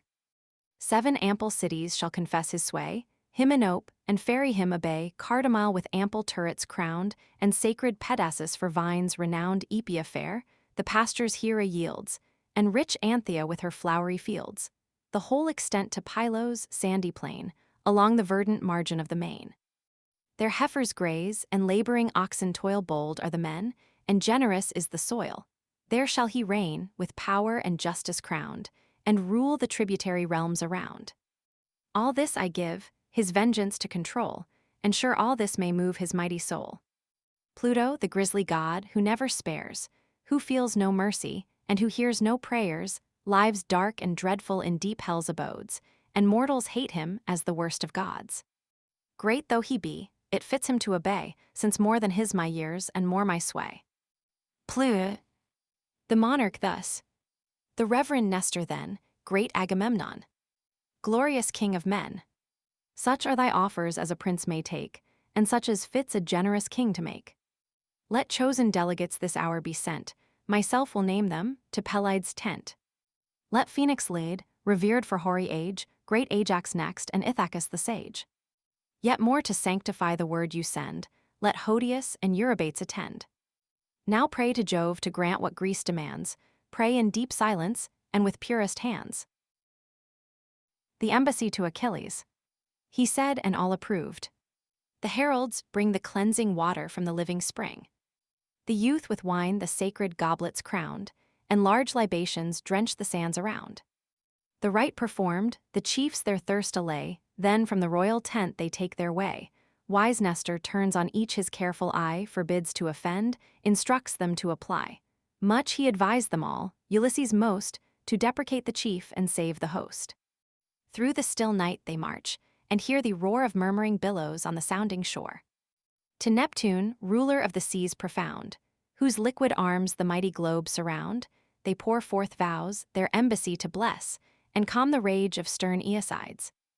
And now, arrived, where on the sandy bay the Myrmidonian tents and vessels lay, amused at ease, the godlike man they found, pleased with the solemn harp's harmonious sound. The well-wrought harp from conquered Thebe came, of polished silver was its costly frame. With this he soothes his angry soul, and sings the immortal deeds of heroes and of kings. Patroclus only of the royal train, placed in his tent, attends the lofty strain. Full opposite he sat, and listened long, in silence waiting till he ceased the song. Unseen the Grecian embassy proceeds to his high tent, the great Ulysses leads. Achilles starting, as the chiefs he spied, leaped from his seat and laid the harp aside. With like surprise arose Menodius, son, Pelides grasped their hands and thus begun. Princes all hail. Whatever brought you here? Or strong necessity, or urgent fear welcome though Greeks. For not as foes ye came, to me more dear than all that bear the name. With that, the chiefs beneath his roof he led, and placed in seats with purple carpets spread. Then thus, Patroclus, crown a larger bowl, mix purer wine, and open every soul. Of all the warriors yonder host can send, thy friend most honors these, and these thy friend. He said, Patroclus o'er the blazing fire heaps in a brazen vase 3 chines entire. The brazen vase Automedon sustains, which flesh of porker, sheep, and goat contains. Achilles at the genial feast presides, the parts transfixes, and with skill divides. Meanwhile Patroclus sweats, the fire to raise, the tent is brightened with the rising blaze. Then, when the languid flames at length subside, he strows a bed of glowing embers wide. Above the coals the smoking fragments turns and sprinkles sacred salt from lifted urns. With bread the glittering canisters they load, which round the board Menodius, son bestowed himself, opposed to Ulysses full in sight, each portion parts, and orders every rite. The first fat offering to the immortals due, amidst the greedy flames Patroclus threw, then each, indulging in the social feast, his thirst and hunger soberly repressed. That done, to Phoenix Ajax gave the sign, not unperceived. Ulysses crowned with wine the foaming bowl, and instant thus began, his speech addressing to the godlike man. Health to Achilles. Happy are thy guests. Not those more honored whom Atrides feasts, though generous plenty crown thy loaded boards that, Agamemnon's regal tent affords, but greater cares sit heavy on our souls, nor eased by banquets or by flowing bowls. What scenes of slaughter in yon fields appear? The dead we mourn, and for the living fear Greece on the brink of fate all doubtful stands, and owns no help but from thy saving hands. Troy and her aids for ready vengeance call, their threatening tents already shade our wall. Hear how with shouts their conquest they proclaim, and point at every ship their vengeful flame. For them the Father of the gods declares, theirs are his omens, and his thunder theirs. See, full of Jove, avenging Hector rise. See, heaven and earth the raging chief defies, what fury in his breast, what lightning in his eyes. He waits but for the morn, to sink in flame the ships, the Greeks, and all the Grecian name. Heavens! How my country's woes distract my mind, lest fate accomplish all his rage designed. And must we, gods, our heads inglorious lay in Trojan dust, and this the fatal day? Return, Achilles. O return though late to save thy Greeks and stop the course of fate, if in that heart or grief or courage lies, rise to redeem. Ah, yet to conquer rise. The day may come, when all our warriors slain that heart shall melt, that courage rise in vain. Regard in time, O Prince divinely brave, those wholesome counsels which thy father gave. When Peleus in his aged arms embraced his parting son, these accents were his last. My child, with strength, with glory and success, thy arms may Juno and Minerva bless. Trust that to heaven, but thou thy cares engage to calm thy passions and subdue thy rage, from gentler manners let thy glory grow, and shun contention, the sure source of woe, that young and old may in thy praise combine, the virtues of humanity be thine. This now despised advice thy father gave, ah. Check thy anger, and be truly brave. If thou wilt yield to great Atrides, prayers, gifts worthy thee his royal hand prepares. If not, but hear me, while I number o'er the proffered presents an exhaustless store. 10 weighty talents of the purest gold, and twice 10 vases of refulgent mold, 7 sacred tripods, whose unsullied frame yet knows no office, nor has felt the flame, 12 steeds unmatched in fleetness and in force, and still victorious in the dusty course. Rich were the man, whose ample stores exceed the prizes purchased by their winged speed. 7 lovely captives of the lesbian line, skilled in each art, unmatched in form divine, the same he chose for more than vulgar charms, when Lesbos sank beneath thy conquering arms. All these to buy thy friendship shall be paid, and, joined with these, the long-contested maid, with all her charms, Briseis he'll resign, and solemn swear those charms were only thine. Untouched she stayed, uninjured she removes, pure from his arms, and guiltless of his loves. These instant shall be thine, and if the powers give to our arms proud Ilion's hostile towers, then shalt thou store, when Greece the spoil divides, with gold and brass thy loaded navy's sides. Besides, full 20 nymphs of Trojan race with copious love shall crown thy warm embrace, such as thyself shall chose, who yield to none, or yield to Helen's heavenly charms alone. Yet hear me further, when our wars are o'er, if safe we land on Argus' fruitful shore, there shalt thou live his son, his honor share, and with Orestes' self divide his care. Yet more 3 daughters in his court are bred, and each well worthy of a royal bed, Laodice and Iphigenia fair, and bright Chrysothemis with golden hair. Her shalt thou wed whom most thy eyes approve. He asks no presents, no reward for love. Himself will give the dower, so vast a store as never father gave a child before. 7 ample cities shall confess thy sway, the Enope and Phery the Abbaye, Cardamile with ample turrets crowned, and sacred Pedasus, for vines renowned, Aepia fair, the pastures Hera yields, and rich Anthea with her flowery fields, the whole extent to Pylos' sandy plain, along the verdant margin of the main. There heifers graze, and laboring oxen toil, bold are the men, and generous is the soil. There shalt thou reign, with power and justice crowned, and rule the tributary realms around. Such are the proffers which this day we bring, such the repentance of a suppliant king. But if all this, relentless, thou disdain, if honor and if interest plead in vain, yet some redress to suppliant Greece afford, and be, amongst her guardian gods, adored. If no regard thy suffering country claim, hear thy own glory and the voice of fame. For now that chief, whose unresisted ire made nations tremble, and whole hosts retire, proud Hector now, the unequal fight demands, and only triumphs to deserve thy hands. Then thus the goddess born, Ulysses, hear a faithful speech, that knows nor art nor fear. What in my secret soul is understood, my tongue shall utter, and my deeds make good. Let Greece then know, my purpose I retain, nor with new treaties vex my peace in vain. Who dares think one thing, and another tell, my heart detests him as the gates of hell. Then thus in short my fixed resolves attend, which nor Atrides nor his Greeks can bend, long toils, long perils in their cause I bore, but now the unfruitful glories charm no more. Fight or not fight, a like reward we claim, the wretch and hero find their prize the same. Alike regretted in the dust he lies, who yields ignobly, or who bravely dies. Of all my dangers, all my glorious pains, a life of labors, lo, what fruit remains? As the bold bird her helpless young attends, from danger guards them, and from want defends, in search of prey she wings the spacious air, and with the untasted food supplies her care. For thankless Greece such hardships have I braved, her wives, her infants, by my labors saved. Long sleepless nights in heavy arms I stood, and sweat laborious days in dust and blood. I sacked 12 ample cities on the main, and 12 lay smoking on the Trojan plain. Then at Atrides, haughty feet were laid the wealth I gathered, and the spoils I made. Your mighty monarch these in peace possessed, some few my soldiers had, himself the rest.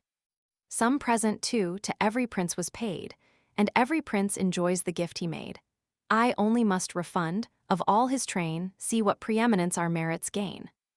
My spoil alone his greedy soul delights, my spouse alone must bless his lustful nights. The woman, let him, as he may, enjoy, but what's the quarrel then of Greece to Troy? What to these shores the assembled nations draws, what calls for vengeance but a woman's cause? Are fair endowments, and a beauteous face beloved by none but those of Atreus' race. The wife whom choice and passion doth approve, sure every wise and worthy man will love. Nor did my fair one less distinction claim, slave as she was, my soul adored the dame. Wronged in my love, all proffers I disdain, deceived for once, I trust not kings again. Ye have my answer, what remains to do your king, Ulysses, may consult with you. What needs he the defense this arm can make? Has he not walls no human force can shake? Has he not fenced his guarded navy round with piles, with ramparts and a trench profound? And will not these, the wonders he has done, repel the rage of Priam's single son? There was a time, 'twas when for Greece I fought, when Hector's prowess no such wonders wrought. He kept the verge of Troy, nor dared to wait Achilles' fury at the Scaean gate. He tried it once, and scarce was saved by fate. But now those ancient enmities are o'er. Tomorrow we the favoring gods implore. Then shall you see our parting vessels crowned, and hear with oars the Hellespont resound. The third day hence shall Pythia greet our sails. If mighty Neptune send propitious gales, Pythia to her Achilles shall restore the wealth he left for this detested shore. Thither the spoils of this long war shall pass. The ruddy gold, the steel, and shining brass, my beauteous captives thither I'll convey, and all that rests of my unravished prey. One only valued gift your tyrant gave, and that resumed, the fair Leonetian slave. Then tell him, loud that all the Greeks may hear, and learn to scorn the wretch they basely fear. For armed in impudence mankind he braves, and meditates new cheats on all his slaves. Though shameless as he is, to face these eyes is what he dares not. If he dares he dies. Tell him all terms, all commerce I decline, nor share his counsel, nor his battle join, for once deceived was his, but twice were mine, no. Let the stupid prince, whom Jove deprives of sense and justice, run where frenzy drives. His gifts are hateful. Kings of such a kind stand, but as slaves before a noble mind, not though he proffered all himself possessed, and all his rapine could from others wrest, not all the golden tides of wealth that crown the many-peopled Orchomenian town. Not all proud Thebes' unrivaled walls contain, the world's great empress on the Egyptian plain, that spreads her conquests o'er 1,000 states, and pours her heroes through 100 gates, 200 horsemen and 200 cars from each wide portal issuing to the wars. Though bribes were heaped on bribes, in number more than dust in fields or sands along the shore, should all these offers for my friendship call, tease he that offers, and I scorn them all. Atrides' daughter never shall be led, an ill-matched consort to Achilles' bed, like golden Venus though she charmed the heart, and vied with Pallas in the works of art. Some greater Greek let those high nuptials grace, I hate alliance with a tyrant's race. If heaven restore me to my realms with life, the reverend Peleus shall elect my wife. Thessalian nymphs there are of form divine, and kings that sue to mix their blood with mine. Blessed in kind love, my years shall glide away, content with just hereditary sway, there, deaf forever to the martial strife, enjoy the dear prerogative of life. Life is not to be bought with heaps of gold. Not all Apollo's Pythian treasures hold, or Troy once held, in peace and pride of sway, can bribe the poor possession of a day. Lost herds and treasures we by arms regain, and steeds unrivaled on the dusty plain. But from our lips the vital spirit fled, returns no more to wake the silent dead. My fates long since by Thetis were disclosed, and each alternate, life or fame proposed. Here, if I stay, before the Trojan town, short is my date, but deathless my renown. If I return, I quit immortal praise for years on years and long extended days. Convinced, though late, I find my fond mistake, and warn the Greeks the wiser choice to make, to quit these shores, their native seats enjoy, nor hope the fall of heaven-defended Troy. Jove's arm displayed asserts her from the skies. Her hearts are strengthened, and her glories rise. Go then to Greece, report our fixed design, bid all your councils, all your armies join, let all your forces, all your arts conspire, to save the ships, the troops, the chiefs from fire. One stratagem has failed, and others will. Ye find, Achilles is unconquered still. Go then, digest my message as ye may, but here this night let reverend Phoenix stay. His tedious toils and hoary hairs demand a peaceful death in Pythia's friendly land. But whether he remain or sail with me, his age be sacred, and his will be free. Greek galley. The son of Peleus ceased. The chiefs around in silence wrapped, in consternation drowned, attend the stern reply. Then Phoenix rose, down his white beard a stream of sorrow flows, and while the fate of suffering Greece he mourned, with accent weak these tender words returned. Piara Serpiani. Divine Achilles. Wilt thou then retire, and leave our hosts in blood, our fleets on fire? If wrath so dreadful fill thy ruthless mind, how shall thy friend, thy Phoenix, stay behind? The royal Peleus, when from Pythia's coast he sent thee early to the Achaean host, thy youth as then in sage debates unskilled, and new to perils of the direful field, he bade me teach thee all the ways of war, to shine in councils, and in camps to dare. Never, never let me leave thy side. No time shall part us, and no fate divide, not though the god that breathed my life restore the bloom I boasted, and the port I bore. When Greece of old beheld my youthful flames, delightful Greece, the land of lovely dames, my father faithless to my mother's arms, old as he was, adored a stranger's charms. I tried what youth could do, at her desire, to win the damsel and prevent my sire. My sire with curses loads my hated head, and cries, Ye furies! Barren be his bed. Infernal Jove, the vengeful fiends below, and ruthless Proserpine, confirmed his vow. Despair and grief distract my laboring mind. Gods! What a crime my impious heart designed!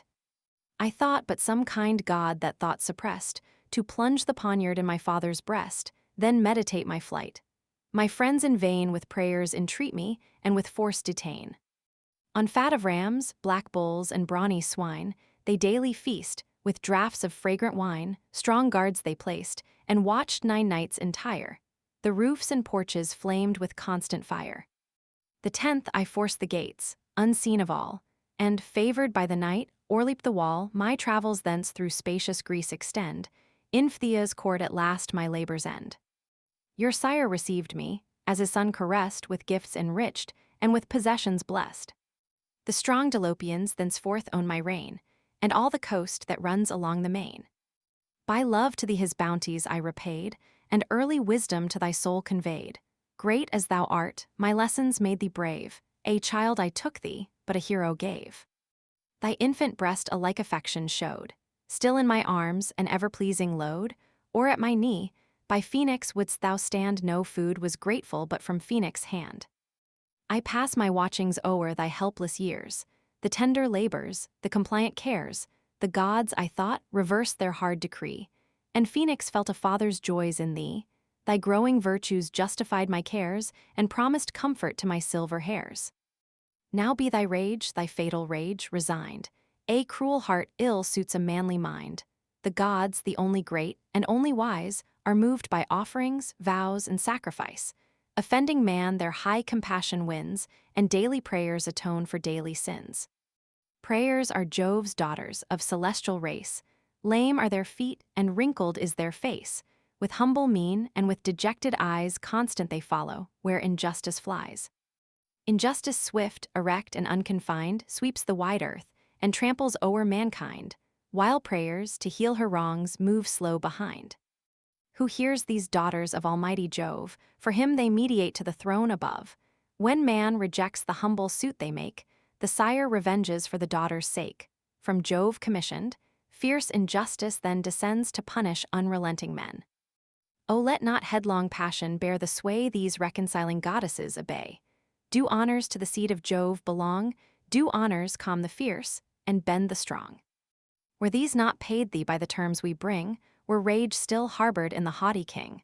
Nor Greece, nor all her fortunes should engage thy friend to plead against so just a rage.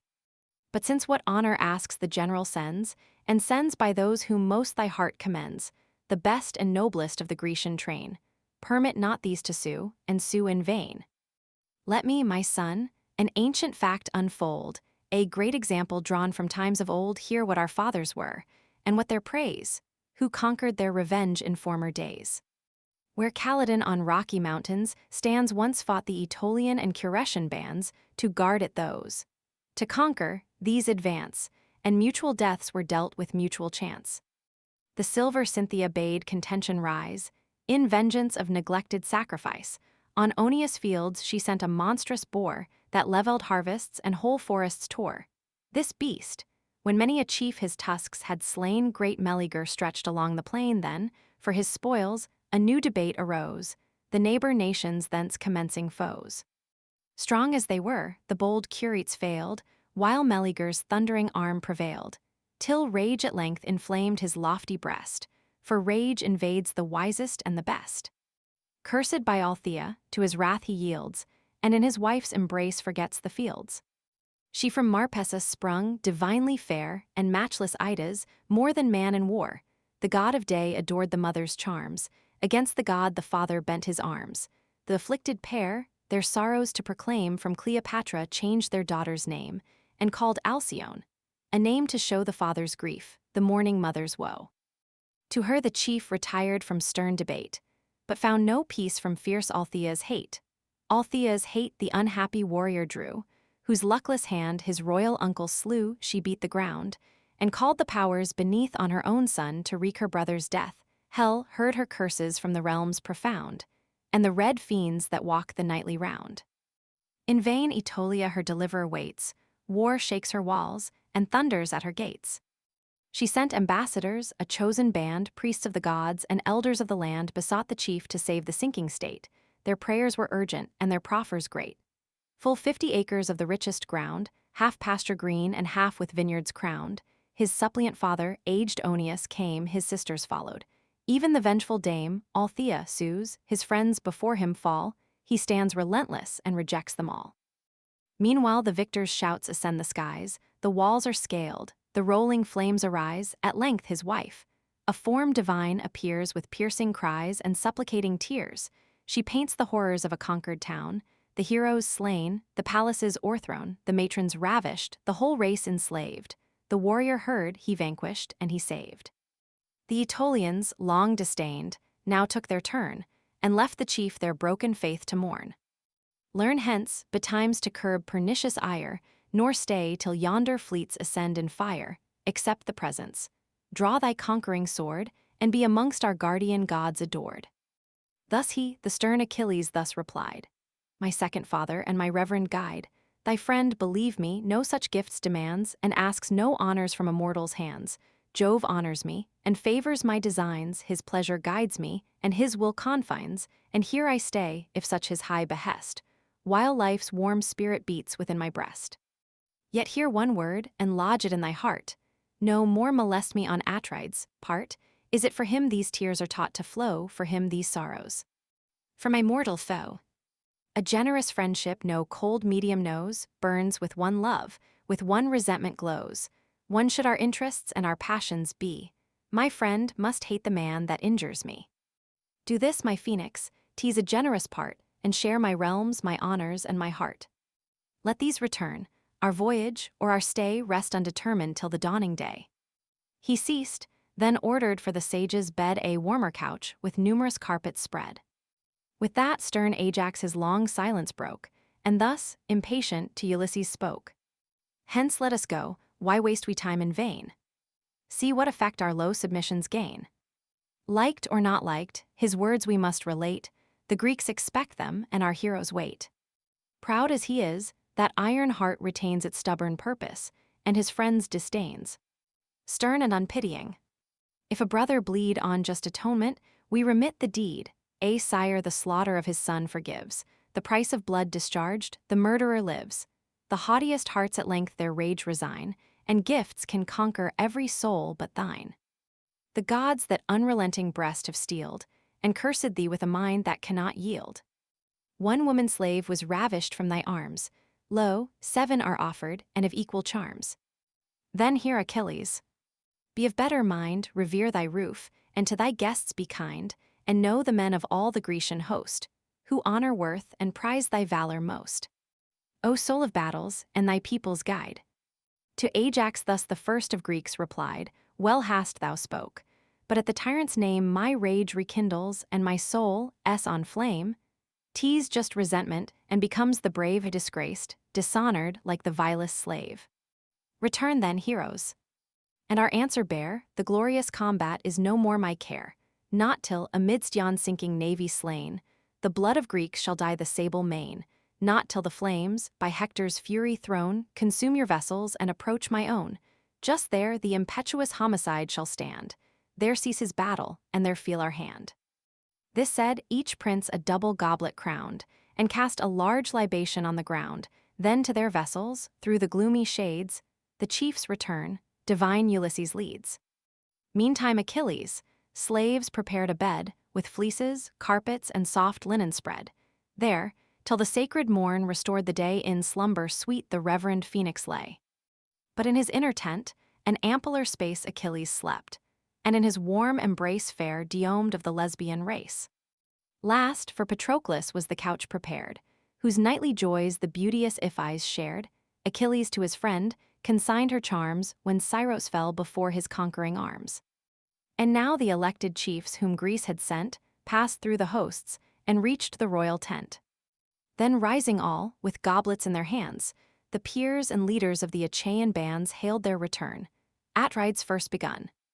Say what success? Divine Laert's son. Achilles high resolves declare to all, returns the chief, or must our navy fall? Great king of nations. Ithacus replied, fixed is his wrath, unconquered is his pride. He slights thy friendship, thy proposals scorns, and thus implored with fiercer fury burns. To save our army and our fleets to free is not his care, but left to Greece and thee. Your eyes shall view, when morning paints the sky. Beneath his oars the whitening billows fly us too, he bids our oars and sails employ, nor hope the fall of heaven-protected Troy. For Jove o'ershades her with his arm divine, inspires her war, and bids her glory shine. Such was his word. What further he declared, these sacred heralds and great Ajax heard. But Phoenix in his tent the chief retains, safe to transport him to his native plains when morning dawns. If other he decree, his age is sacred, and his choice is free. Ulysses ceased, the great Achaean host with sorrow seized, in consternation lost, attend the stern reply. Tydides broke the general silence, and undaunted spoke. Why should we gifts to proud Achilles send, or strive with prayers his haughty soul to bend? His country's woes he glories to deride, and prayers will burst that swelling heart with pride. Be the fierce impulse of his rage obeyed, our battles let him or desert or aid, then let him arm when Jove or he think fit, that, to his madness or to heaven commit. What for ourselves we can, is always ours. This night, let due repast refresh our powers. For strength consists in spirits and in blood, and those are owed to generous wine and food. But when the rosy messenger of day strikes the blue mountains with her golden ray ranged at the ships, let all our squadrons shine in flaming arms, a long extended line. In the dread front let great Atrides stand, the first in danger, as in high command. Shouts of acclaim the listening heroes raise, then each to heaven the due libations pays, till sleep, descending o'er the tents, bestows the grateful blessings of desired repose. Achilles. Book 10. Argument.